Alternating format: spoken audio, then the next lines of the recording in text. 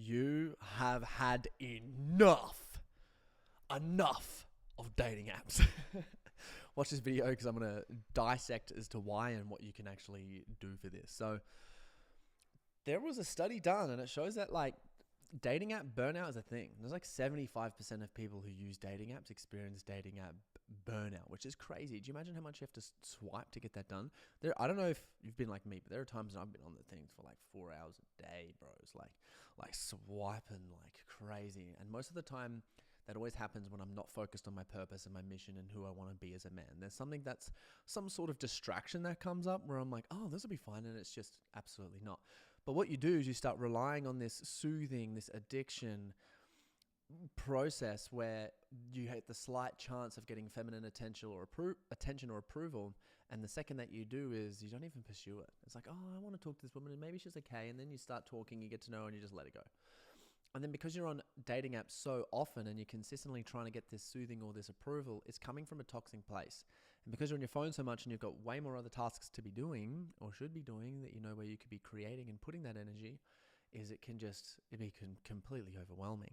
So what happens in this is the laws of masculine social dynamics are definitely tension, and I think like hosting and social leveraging are extremely important.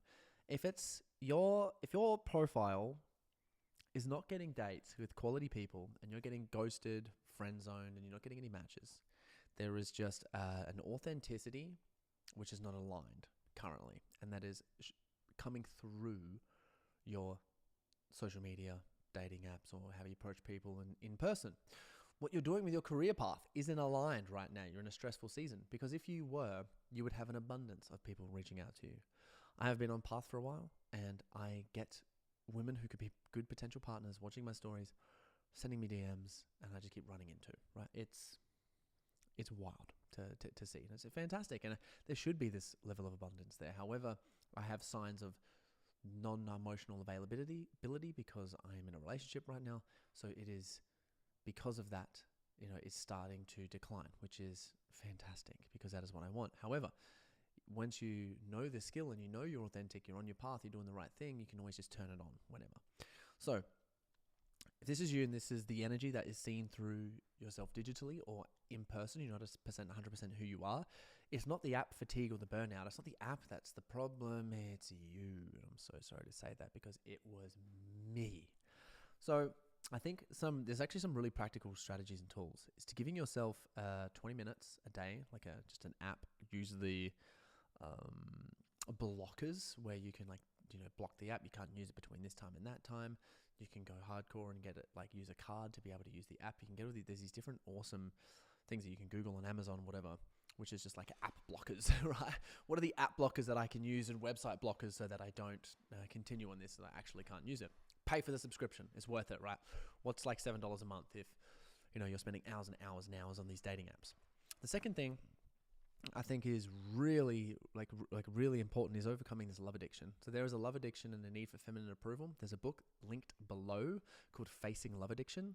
Linking that book is listening to that audiobook will blow your mind, absolutely, because it gives in so much detail that would take me just as long as the book to explain what it is.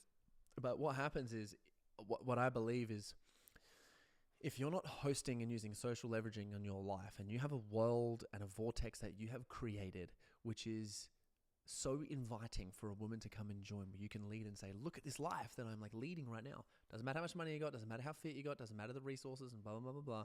What matters is that you're on path, right? You're trying your hardest. You're trying to get there. It also doesn't matter if you've got everything, if you've gotten all the resources, you've gotten everything, you've built a business, you've done the stuff, you've got an empire, now you're scared.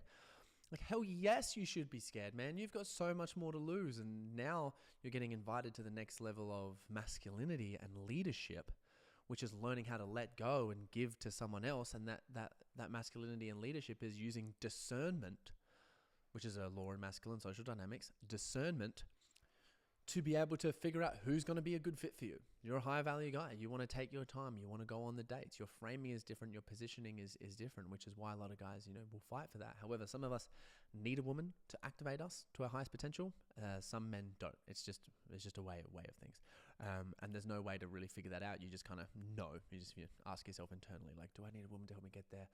I guess I know. I'm someone who likes a woman to be there. Like, I have someone supporting me that I can lean on emotionally. I've got boys and friends for that as well, but I like a woman who can just like really be like, I believe in you. You got this, babe. You're going to have this. Like my lady is seeing at the moment, like she got this girl at a store to sing to me. She had a nice voice. Corey, you're going to make $100,000 a month before you know it. Some like song, recorded it and sent it to me. And I was like, oh my God, I feel so supported. Like that belief, that feminine belief, just energy, crazy. So essentially, if we're not clear on this and we're not sure how this works, then what happens is every time we're going to lean on dating apps and social media and falling into looking at booties, trying to talk to women and not actually having any clear standards. Another way of using this app, there's a strategy that you can use where you pour your time, energy, and attention into creating a really awesome Hinge profile. Talk to our coaches, talk to me, post in the group. We'd love to get back and help you on this. Like, post screenshots of your dating app or your social media profile in the forum, and we'll get back to you on that. And we'll give you some feedback. And then you can essentially almost delete the app and link it all to your social media. And now anyone who comes from your social media, like, hey, I saw you on Hinge, you've just used a pull. They've had to take the first effort by messaging you and getting to know you, because they're like, wow, this guy's Hinge profile is amazing. And you're like, I'm not on Hinge, I'm on social media, message me there. And then they start messaging you. Let's go. Now you don't even have to use the app. You know what I mean? If you want to put some money behind it, you know what I mean, and you're ready to find the one, you can boost your own profile so it's at the top of the list, make sure it looks professional, and women are going to start DMing you and reaching out to you. But you can do it the organic way, which is just showcasing your life with signals of interest on your social media, with signals that you are single on your social media, which is just talking about what you're doing generally. Like, as a single man, I'm doing this in my business, I'm focusing on this, blah, blah, blah. People will start introducing you. You tag, use social leveraging. You tag the coffee shops you go to. You tag heaps of people in your photos. You be that guy that asks for photos for everyone, does group photos and tags everyone. And then you have a couple of posts, every week that show that you are single. And you just talk about it. It's so super simple. My social media felt the funnest for me. And the whole point of it is for fun and showcasing your life. When I just got over the fear of fucking posting or giving a shit. And I'm just like, I just want to post what I want to post. Just film my face, talk to shit, put some captions up, post. Like, so easy. Don't care, because people don't care anymore. They want to feel like as if you and I are having a conversation through video, right? That is the best way for social media convergence right now, especially for business. Now, it's the same thing when it comes to dating. You just want to talk. So a woman can go through and look at your profile, go through and go, oh my gosh, this is fantastic. And then so if you have this fatigue here, it's a couple of things. One, there's a need for approval from women. Two, there's a mild sex addiction there, which is just love addiction, right? Sex and love addiction is the same thing. And you've created habits and patterns in your brain, which are very hard to break, which keeps you addicted and scrolling. Like, whoa, I'm addicted, right? That has to be broken. And then the third one is just not actually having any decent strategies. Because when you get burnt out like this and you're feeling this tension, what happens is you're just not showcasing your authenticity because there's a fear of actually showing yourself, because there's something you feel shame around. And that could be shame in your past, shame now for not being where you want to be. You've done something to a woman, you've been the perpetrator, or something's happened to you. You've done some things that you've lied or been betrayed about, or your parents treated you absolutely horrifically, your guardians or whatever it is. So now there's this, pattern for you, which has led you to like keep swiping. And just these apps are designed for that, by the way. So these apps are designed just to keep your attention and to keep you on there. Like, even though Hinge is like, to be deleted, it's like, no, it's competed to keep you on there and get you paying money so that you can, get the approval that you are so desperate for, right? That's how it makes all of its money. I don't think Hinge would make as much money through the relationships that it actually creates, right?